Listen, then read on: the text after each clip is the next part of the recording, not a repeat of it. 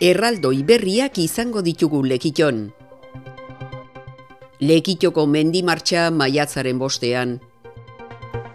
Kitok udaberriko kanpaina hasi du. Hondartzainen lan-poltsa irekiko du Foru Aldundiak.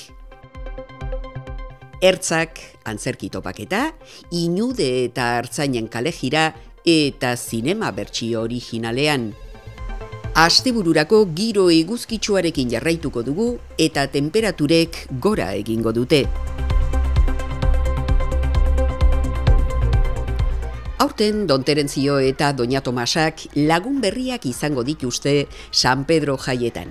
Izan ere gure betiko erraldoiei bikote berri bat gehituko zaie.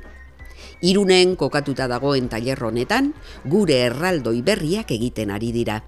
Hauek antero eta saregina izango dira. Antero egiteko Joakin Sorollaren margolan bateko pertsonaia eta San Antolinetan bajatzen den panbina hartu dira oinarritzat.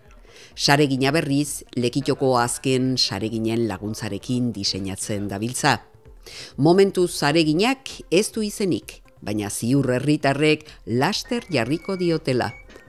Don Terentzio eta Doña Tomasari gehituko zaizkien bikote berri hau, San Pedroetarako etorriko da Lekitora bizitzen, eta beso zabalik hartuko ditugu.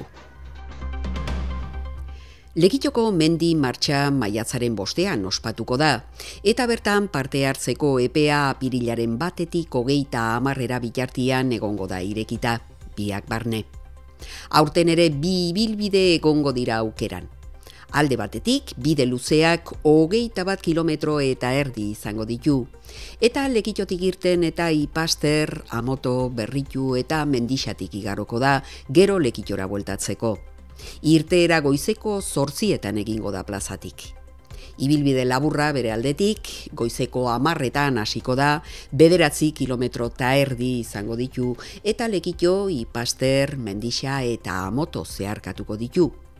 Ibilbide luzeak 13 euroko kuota izango du, eta laburrak 11 eurokoa. 14 urtetik berakoek, ibilbide batean zein bestean, 8 euro besterik ez dituzte ordaindu beharko. Izen ematea zein ordainketa online egin daiteke www.legeitio.eus elbidean. Edota Santi Brouard kiroldegiko harreran. Kalitate oneneko produktuak eskuratu nahi? Lasai, ez zara urrutira joan beharko, hemen bertan dituzu. Udaberriarekin batera Kito Merkatari Elkarteak kanpaina berria hasi du, herrian bertan erosketak egiteak duen garrantzia gogoratzeko. Nahi dugu detailetxu bat eduki geure bezeruakin, Lekitxon erosten daben jentiari pentsa dugu txortatxu bat, loratxu bat, eurari emotia. Lekitxon erostia badauko beren gauzia, ze klaro, dirua perton geratzen da, orduan badanok irabazten dugu. Lanpostuak eta gauza asko aldizen, horraz diruaz.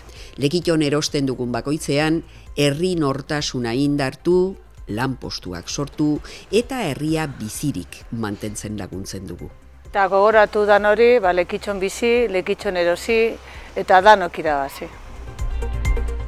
Apirilaren 1-etik 23 kurrikulunak aurkezteko epea zabalduko da, Bizkaiko hondartzetan hondartzain bezala lan egiteko. Bizkaiko Foru Aldundiak atara daben lanboltzan hautagaile izateko baldintza batzu bete biko diraz.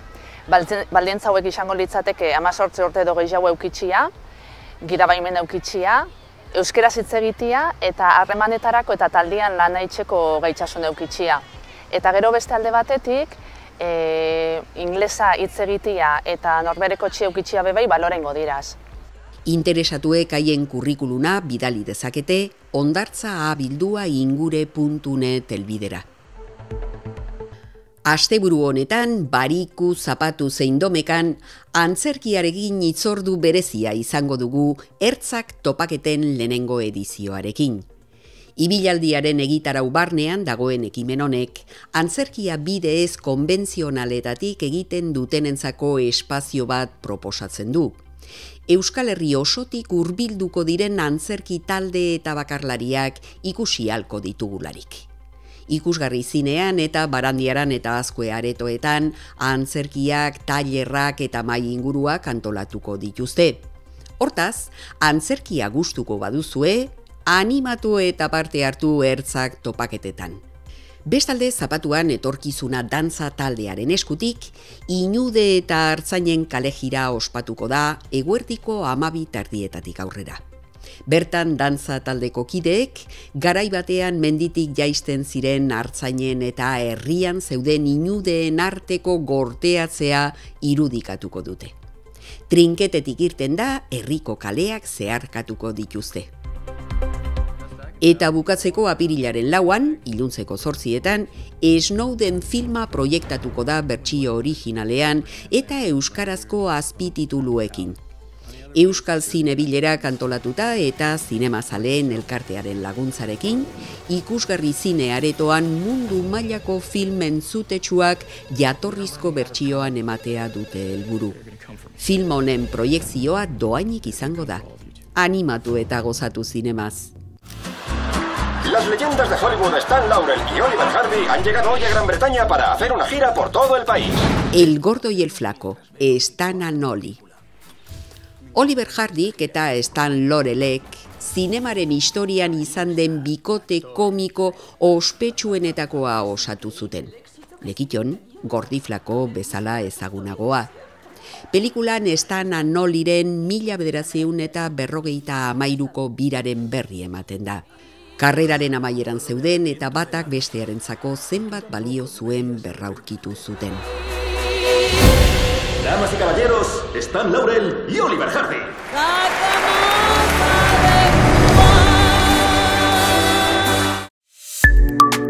Eguraldia Kitxo elkarteak babestuta.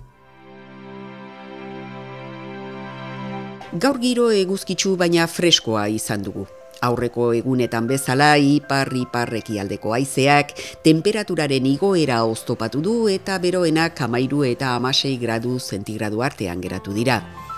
Barikuan haizea hego-ekialdetik finkatuko da eta temperaturak gora egingo du. Oro har ostarte zabalak nagusituko dira eta arratsaldean brisa sartuko da. Haizearen norabide aldaketa izango da ipagarriena. Ondorioz temperaturak 20 gradu zentigradura hurbilduko dira. Zapatuan ez dugu aldaketa handiegirik nabarituko.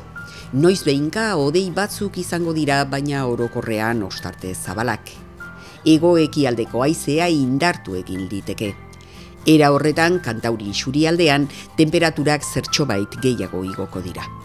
Arratsaldean berriz, brisa sartuko da. Igandean antzeko giroarekin jarraituko dugu. Orokorrean giro eguzkitsua nagusituko da eta hegoaldeko haizeak temperaturak 20 gradu zentigraduren bueltan mantenduko ditu. Arratsaldean ipar-ekialdeko haizea sartu eta temperaturak zertxobait freskatuko dira. Hurrengo astea giro lehorrarekin eta temperaturek berako joera izango dute. Bestalde gogoratu igande goizaldean ordu aldaketa dagoela. Goizaldeko ordu 2etatik 3 aldatu behar izango ditugu gure erlojuak. Beste barik asteburuaz gozatu eta hurrengo asterarte.